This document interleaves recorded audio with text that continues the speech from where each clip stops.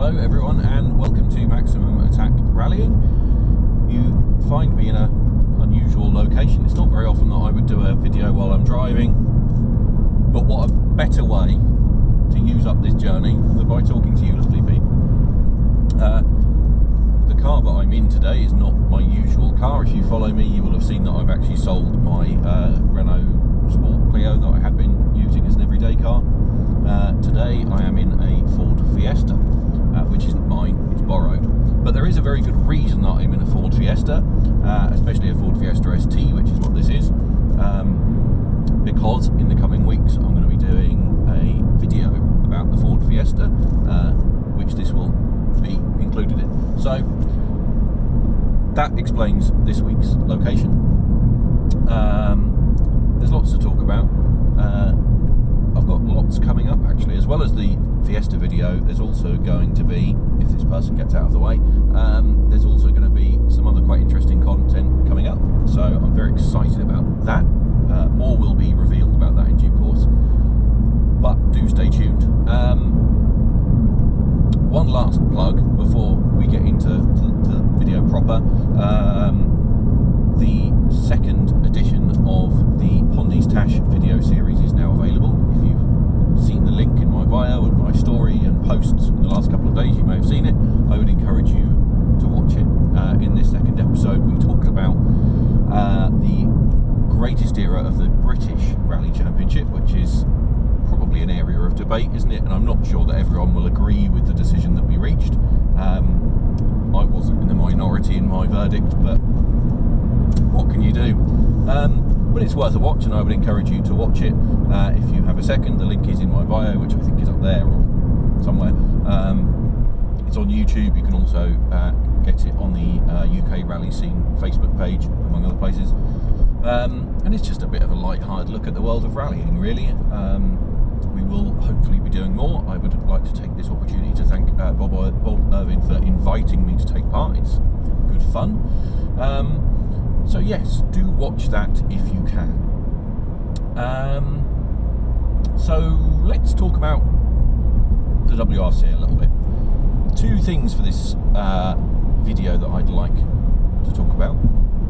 The first is how can I put this? The continuing madness of Yves Matton. I don't know. It's very strange. So this week you may have seen that he has announced that 2022 will be the most, I can't remember the word he used, but the most exciting era of the WRC in terms of attracting manufacturer teams.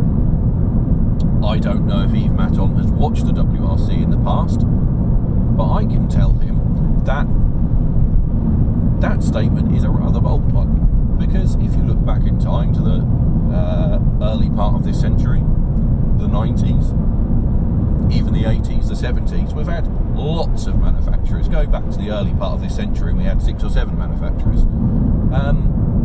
Are we likely to attract that same level of manufacturer interest with the new generation of Rally 1 cars? I don't know about that. I can see his point. If you take the hybrid element, I think that's something that was an essential part of drawing in any future manufacturer interest. Other parts of it, for me, not so much. I think looking at the hybrid element in more detail, yes, manufacturers would want there to be a hybrid or some kind of electrification, but do they want that to be a system that they have very limited control over? Because as things look for the moment, the hybrid system is provided by Compact Dynamics, and the means that teams have to modify that are very limited. We don't really know how they're going to use it. So I think that is potentially of limited value. But also you have to look at the cars which are about to take their most significant step away from being production-based ever. You know, we're going to be using a FIA safety cell, effectively a space frame chassis with some body panels tacked to the outside of it,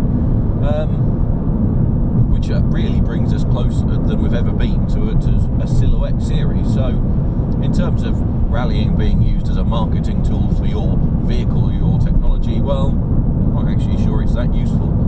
I think the idea that the WRC is about to enter its most attractive phase in terms of manufacturers, well, I don't think so, Mr. Matton.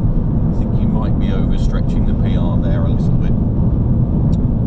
There is talk, of course, he has made statements in recent weeks and months about new manufacturers joining, and I just don't know if I buy it. If we get one manufacturer by 2023, I will be very, very impressed. Surprised rather than impressed. I'm not impressed. I remain unimpressed with the new regulations.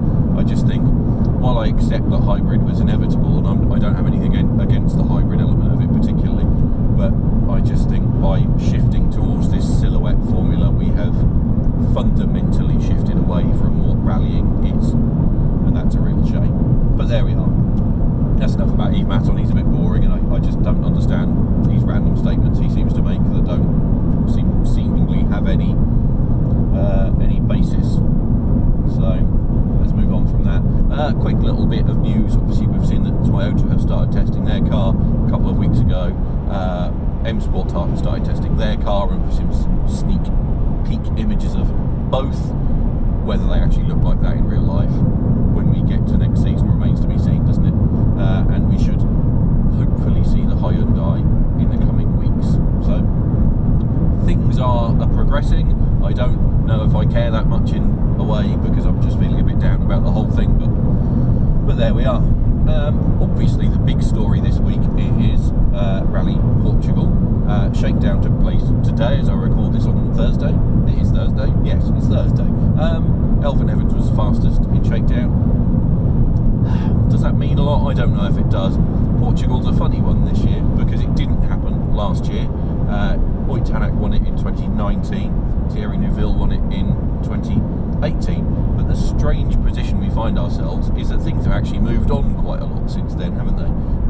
Tanak is in a different car, and the Hyundai has changed a lot, the Toyota has changed a lot.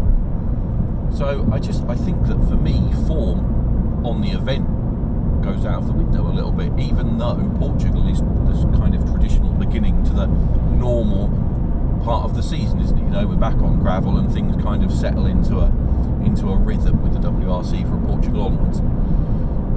So I think we find ourselves in a slightly strange position, and that makes it difficult to predict. I think Tanak is probably my favourite for the event. That's not a particularly bold call. I think a few people would put him in that position. He has the road position advantage on Friday tomorrow. He's fourth in the championship, so the others will be sweeping the road for him tomorrow morning, which is going to be helpful. And I think the Hyundai is good on gravel. Tanak is obviously good everywhere, and I think we'll see a little bit of a resurgence from Tanak over this weekend. I can see him being very strong. As for the rest of the podium, I mean, that is throw everything up in the air. You know, who on earth do you pick for the podium? Stordo could go well, could be favoured by running order, perhaps not that match fit though, so that's a bit of an unusual one. Then you've got lots of wild cards. Formo hasn't been there in the World Car before. Katsuta is still of limited experience. Rovanpera, very fast, but again hasn't been there in the World Car. It makes things very difficult, and then once you throw the running order questions into the equation, so Ogier is first on the road, well, any normal driver that would hurt their chances, wouldn't it?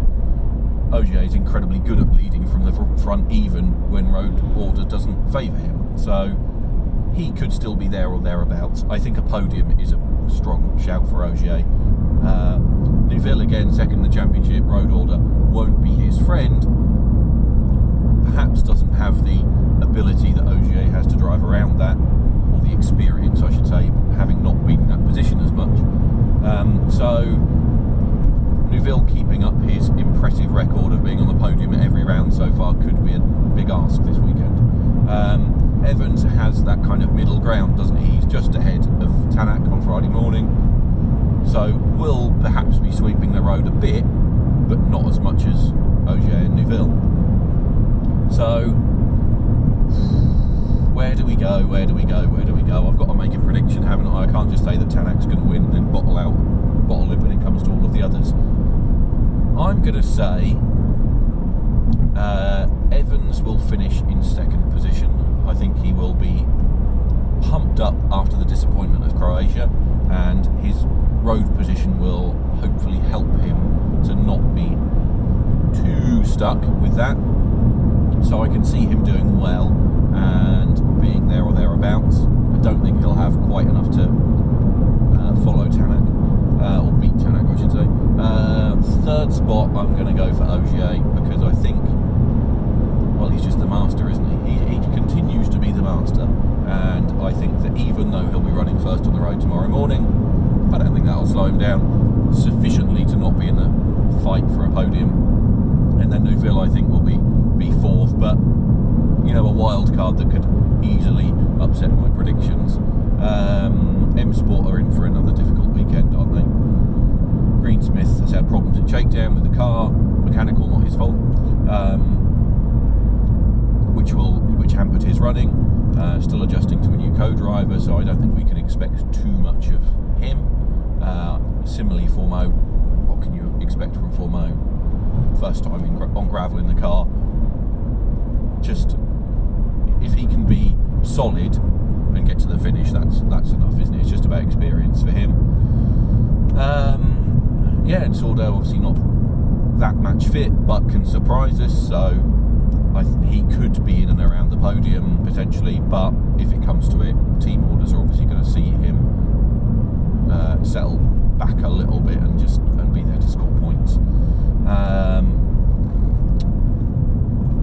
And that leaves Rovanperä and Katsuta. I think Rovanperä is a difficult one. Lack of experience could go against him, but we all know how fast he is. But I think top 5 is kind of fine. I'm not sure I see him challenging right at the front. Similarly for Katsuta, it's just experience, isn't it? Building experience. We're seeing better and better pace from him, but I don't know if he'll be quite there. Though he went well at shakedown, so I could be wrong. Anyway, that's enough of that. What was I going to talk about? There was one last little thing. Driver market was the one thing I wanted to touch on. Obviously, Hyundai's settled for their first 2 cars. Toyota, I think, will remain broadly similar. Can't see who they would bring in. Ogier, obviously, they will lose from a full-time seat, so you could easily just see them running Evans, Rovanperä, Katsuta as the 3 main cars, and Ogier doing the odd rally. That would still be an incredibly strong team. Who gets the third Hyundai is more difficult. I think you have to say that Breen is a shoo-in for that, but it does depend on whether Sordo wants to keep going with a part-time programme, because Adamo may well decide that having that shared car is the way forward. M Sport remain in the trickiest position as always, don't they? Who do they pick? You know, I think Formeau will continue. I don't see any reason why Greensmith won't continue, but they haven't got a winning driver, and if they want to make a splash with these new regulations, which you would assume that they do, and they seem to have publicly stated that they do, they need a quick driver, and it's whether they put Padden in the car, do they put Mikkelsen in the car. That's a tough one, isn't it? You know, they've got to take a bit of a gamble on someone financially and sportingly. It's a tricky one, isn't it? It's a very tricky one, and I'm not too sure right now how that's going to play out. They could even have Ogier in the car part-time. That has been talked about. Would it happen? I'm not so sure. Keep watching, I think, on that one is the message. Let's keep watching. So I'm going to wrap it up there because we're almost at 15 minutes and Instagram is mean and will cut me off after that. So let's call it time. I think we'll hopefully do another video after this weekend so we can see what happened with Portugal and I can see how wrong I was in my prediction. But otherwise, do keep an eye out for the video on this car, the Fiesta, and also the other exciting things that I've got coming up that I will reveal more about in time. And I think that will about do us, won't it? Please, as always, like, subscribe, follow, and all that social media-based rubbish. And thanks again for watching, as always.